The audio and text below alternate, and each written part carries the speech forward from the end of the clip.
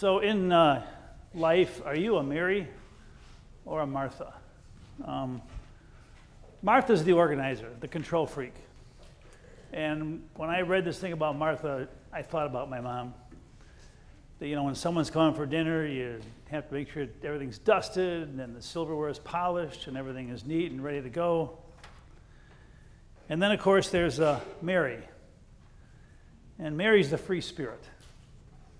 She's the one that really doesn't worry about perfection. She just kind of lives the moment. And so when Jesus comes to dinner, you know, Martha's nervous. She wants everything. He might be the Lord. So he's coming for dinner, and as soon as Jesus walks in, Mary sits at Jesus' feet and talks to him and listens to his words while Martha's busy in the kitchen. And Martha goes to Jesus and says, Jesus, aren't you going to make Mary come and help me? And Jesus, in so many words, says, no, Mary is doing what's important, and that's listening to the word. You know, each one of us is different. I mean, I'm sure there are times when we like to control everything. And maybe there are times when we wish we were a little bit more of a free spirit, that we could be a little more spontaneous and capture the magic of the moment. I remember the pastor that I grew up with at my church, I loved him. But every time you talked to him, he had one foot pointing toward you and his other foot was out the door.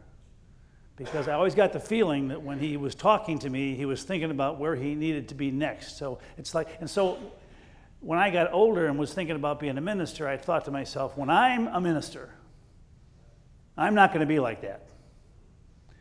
Well, I'm a minister, and I'm like that sometimes. In fact, I'm sure some of you have talked to me or whatever, and you get the feeling that I'm kind of in a hurry, and I want to get to the next thing on time. And that's not what I like. I remember it's so easy to get distracted. And I remember one of my good friends has been a coach at North Central College for longer than I've been preaching. And when I was over there doing a program with him, I asked one of his students, I said, what is it that you like most about your coach? And he said, whenever Al is talking to me, he makes me feel like I'm the most important person in the world. And I said, that's the way he is. Because when he's talking to you, you are the most important person in the world. And I so much want to be more like that. Because it's the magic of the moment that's the most important thing. Mary knew that Jesus was special. And the Lord was in her house, and she knew that the most important thing was listening to his word and being touched by his spirit. Does your world ever stand still? Do you ever take time to just allow God's Spirit and the Holy Spirit to penetrate your heart and soul and somehow be healed by that presence? Do you ever just take time to just focus, not on you and your agenda and your journey, but on the heart and soul and the journey of somebody else? That is one of the greatest gifts in the world. And I'll be working on that till the day I leave this earth. So Monday, Tuesday, and Wednesday, I spent some time at Heartland Children's Home. See, speaking of being too preoccupied, I mean, that's where Quentin lived the first 2 years of his life. And we went there as a church group for 20 years in a row. And then when we stopped doing that, it's been 2 years since I've been there. That's the roots of my son. Heartland changed my life. And I spent 2 years being too busy to go back. Well, we finally went back. And I went into one of the rooms where the fragile kids are. And there's Lucas, 18 months old, and he's in hospice care. All he does is lie in his bed. He doesn't speak. He looks at you, but you don't really know what he sees. And I look at him, and I see a little boy who's not going to go to school. He's never going to play soccer. He'll never sing in the choir. But as I look at Lucas, I see Jesus. and I see Mary, and I see the power of trying to listen to somebody else's heart song. And when I see Lucas, I realize more than ever there is a heaven out there, because someday his dreams will come true. Someday he will get to do all those things that he couldn't do on this earth. But in the meantime, Lucas teaches me without saying a word.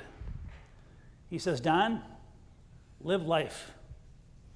Give from the very fiber of your being every single day, every single moment.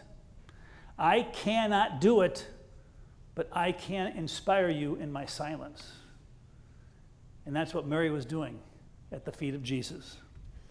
And then I walk into the hallway and I just about trip over Delilah. Delilah is 7 years old. She wasn't even supposed to make one. She's that tall. And she walks around with a flower in her hair, always carrying a purse.